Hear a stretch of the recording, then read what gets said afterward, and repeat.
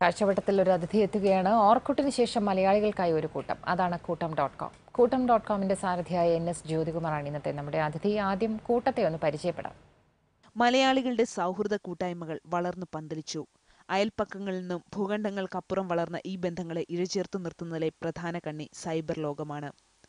Cyber ഇടങ്ങളുടെ ഈ സ്ഥാനം മനസ്സിലാക്കിയാണ് കൊല്ലം കരുനാഗപ്പള്ളി സ്വദേശി ജ്യോതികുമാറും സുഹൃത്ത് ജയമോഹനും കൂട്ടം.com എന്ന മലയാളി സൗഹൃദ കൂട്ടായ്മ തുടങ്ങിയത്. കൂട്ടം.comലെ അംഗങ്ങൾ അധികവും വിദേശ മലയാളികളാണ്. തൊഴിൽ തേടി യാത്ര ചെയ്ത് പല സ്ഥലങ്ങളായി പെട്ടുപോയ മലയാളിയുടെ ജീവിതത്തിലേക്ക് അവരുടെ നാടിനെ തിരിച്ചു പിടിക്കുന്നുണ്ട്. എന്തൊക്കെ പോരായ്മകളുണ്ടെന്ന് നമ്മൾ പറയുമ്പോഴും അവരുടെ നാടിനെ അവർ അങ്ങേയറ്റം ഇഷ്ടപ്പെടുന്നു.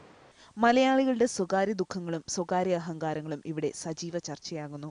അരവിന്ദൻ, പത്മരാജൻ സിനിമകൾ മുതൽ മഴയും പുഴയും ഉൾപ്പെടെയുള്ള ഗൃഹാതുര സ്വപ്നങ്ങളും ഇതിലെ അംഗങ്ങൾ പങ്കുവയ്ക്കുന്നു. മഴയ്ക്ക് മാത്രം 5 ലക്ഷത്തിലധികം കമന്റാണ് വന്നത്. കൂടംകുളം, വിളപ്പിൽശാല ഉൾപ്പെടെയുള്ള ജനകീയ പ്രശ്നങ്ങളിലും ഇതിലെ അംഗങ്ങൾ സജീവ പങ്കാളികളാണ്. സഹജീവികൾക്ക് കൈത്താങ്ങായ സന്ദർഭങ്ങളും ഒട്ടനവധി. മലയാളം എഴുതാനും വായിക്കാനും പങ്കുവയ്ക്കാനും കൊതിക്കുന്നവർക്ക് വേണ്ടിയാണ് 4 വർഷങ്ങൾക്ക് മുമ്പ് കൂട്ടം പിറന്നത്. ഏഷ്യാനെറ്റ് ന്യൂസ്, തിരുവനന്തപുരം. കൂട്ടം.comന്റെ സാരഥി ജ്യോതികുമാർ വാർത്താപ്രഭാതത്തിൽ അതിഥിയായെത്തുകയാണ്. വാർത്താപ്രഭാതത്തിലേക്ക് സ്വാഗതം. എന്താണ് ഇങ്ങനെയൊരു സൈറ്റ് തുടങ്ങാനായിട്ടുള്ള ഒരു പ്രചോദനം? ഈ മലയാളി ന്യൂസിൽ പറയുന്നത് പോലെ മലയാളി ലോകത്തിൻ്റെ എല്ലാ ഭാഗങ്ങളിലേക്ക് യാത്ര ചെയ്തിട്ടുണ്ട്. പ്രത്യേകിച്ച് രാഷ്ട്രീയ കാരണങ്ങളില്ലാതെ ഇങ്ങനെ പ്രവാസം നടത്തിയ ഒരു ജനതയുണ്ടെങ്കിൽ അത് മലയാളി മാത്രമായിരിക്കും. സാമ്പത്തിക അഭയാർത്ഥികളായിട്ടാണ് നമ്മൾ പോയിട്ടുള്ളത്. ഭൂമിയിൽ ഓക്സിജൻ എവിടെയൊക്കെയുണ്ട് അവിടേക്കെല്ലാം മലയാളി ഉറുമ്പുകളിങ്ങനെ അരിച്ചു പോകുന്നത് പോലെ പോയിട്ടുണ്ട്.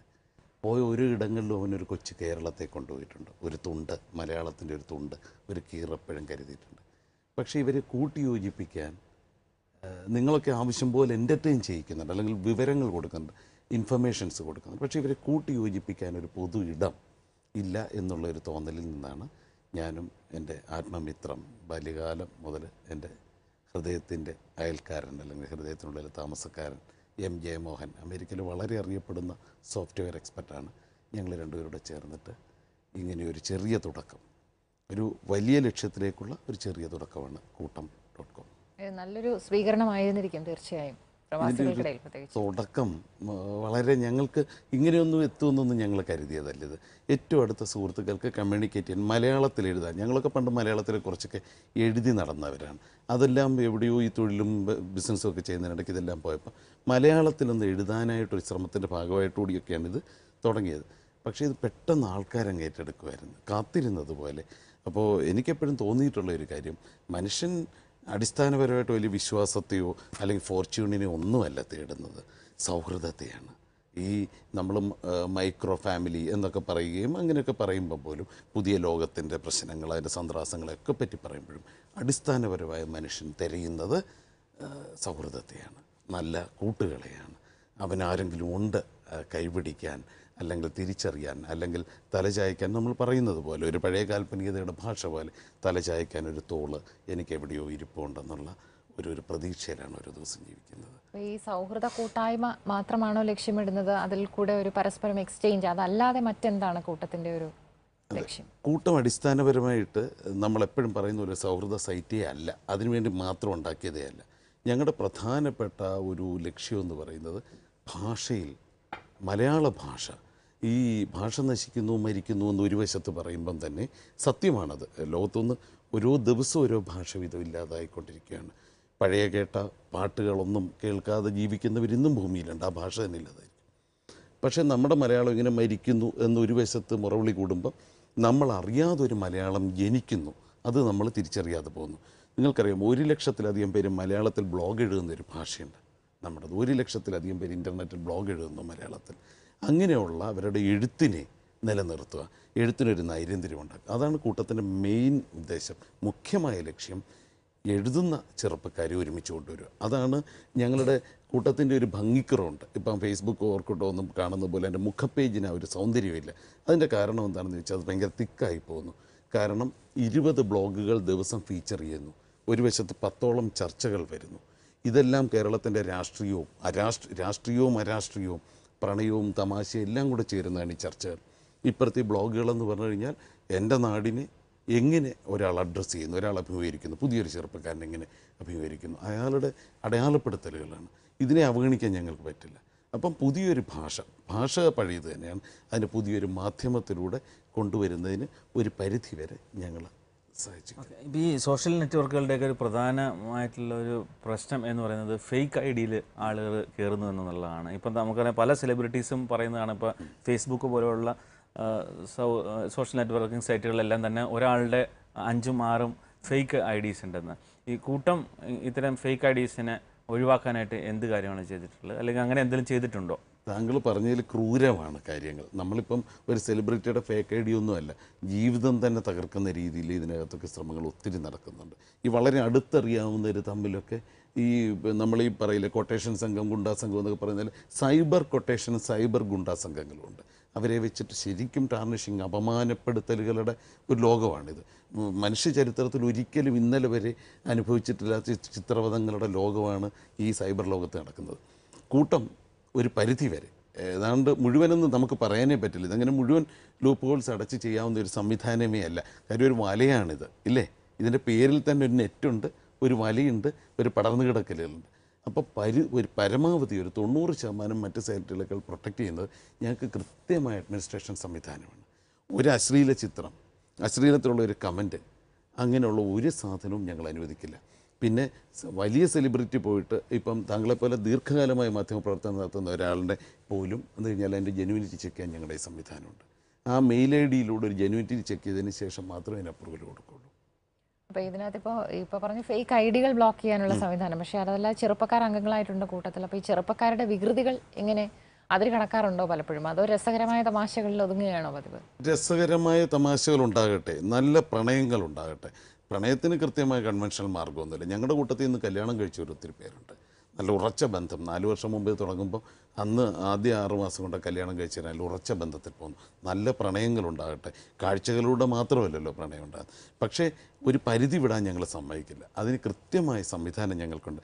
അത് ഇത് ചെയ്യുന്ന ഇതിൻ്റെ കാവൽക്കാരായ ഞാനും ജയമോഹനും മാത്രമല്ല, ഞങ്ങളുടെ സീനിയർ അംഗങ്ങളെല്ലാം അതിന് തുല്യമാണ്. കാരണം ഇതൊരു ഫാമിലി സോഷ്യൽ നെറ്റ്വർക്കാണ്. ഈ ലോകത്തിൻ്റെ വിവിധ ഭാഗങ്ങളിലുള്ള മലയാളി അവൻ്റെ സ്വന്തമായി കരുതിയിരിക്കുന്ന ഒരു സംഭവമാണ്. അപ്പം ഞങ്ങൾ എപ്പോഴും പറയാറുണ്ട്, ഇതിൻ്റെ അവകാശികൾ അവരാണ്, ഞങ്ങളിതിന് വെറും കാവൽക്കാർ മാത്രമാണ്. കണ്ണുമ ചിമ്മാതെ കാത്തിരിക്കുന്ന കാവൽക്കാർ. ഇതിൻ്റെ അവകാശികൾ ഇത് ഉപയോഗിക്കുന്നവരാണ്. അവർ എഴുതുന്നു എന്ന് മാത്രമല്ല, അവർ സാമൂഹികമായ ഒത്തിരി വിഷയങ്ങൾ ഇടപെടുന്നു.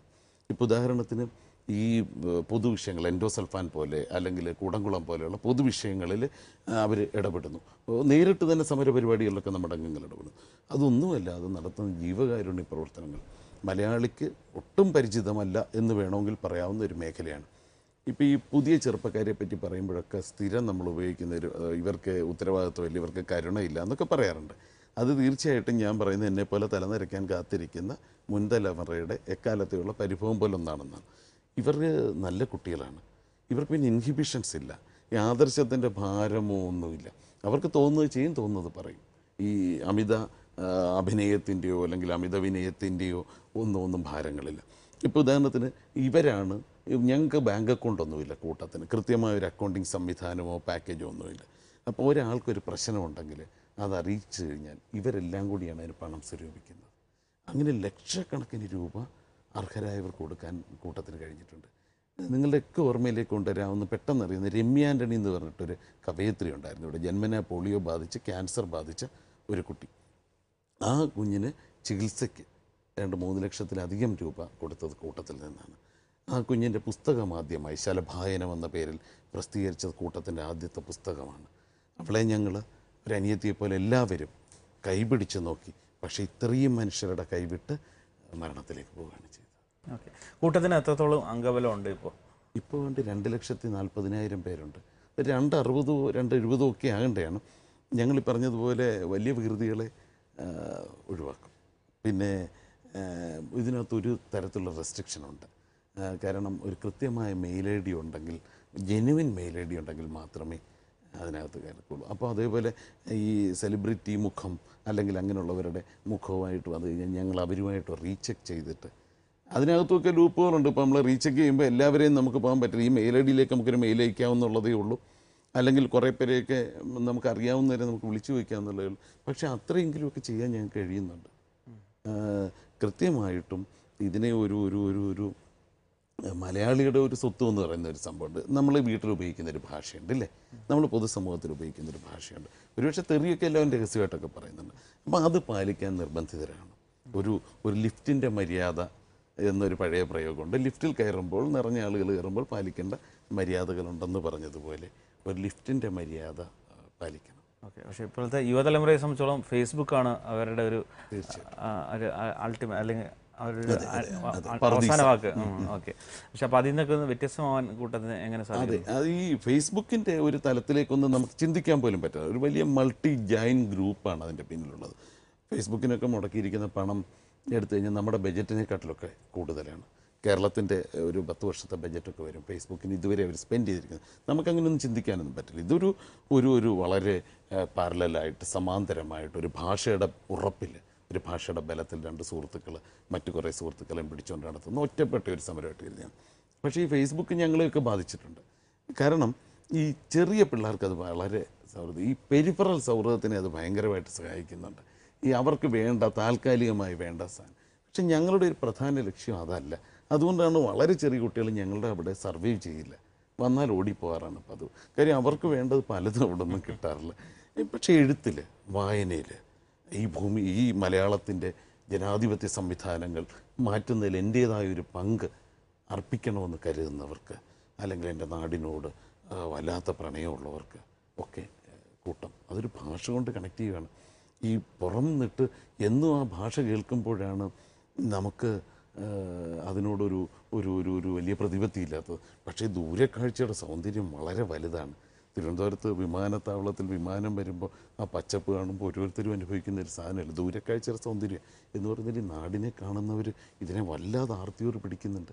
അതപ്പോൾ ഇവിടെ നിൽക്കുമ്പോൾ നമുക്ക് മനസ്സിലാകത്തില്ല. ഇവിടെ നിൽക്കുമ്പോൾ മനസ്സിലാകത്തിൻ്റെ ഒരു കുഴപ്പം എന്താണെന്നറിയോ? ഈ മലയാളികളെ സംബന്ധിച്ച് ദൈവത്തിൻ്റെ സ്വന്തം നാടാണ്. ദൈവത്തിൻ്റെ നാട്ടിൽ എന്തുവാകാം, ദൈവമാണല്ലോ അതിൻ്റെ ഉത്തരവാദി. പക്ഷേ ഈ പുറത്തുള്ള മലയാളിയെ സംബന്ധിച്ച് ദൈവത്തിൻ്റെ നാടല്ല, ഇത് എൻ്റെ നാടാണ്, അവനവൻ്റെ നാടാണ്. ഏതായാലും വാർത്താപ്രഭാതത്തിൽ അതിഥിയായി എത്തിയതിന് വളരെ നന്ദി. കൂട്ടം ഇനിയും വികസിക്കട്ടെ, വലിയ കൂട്ടമാകട്ടെ.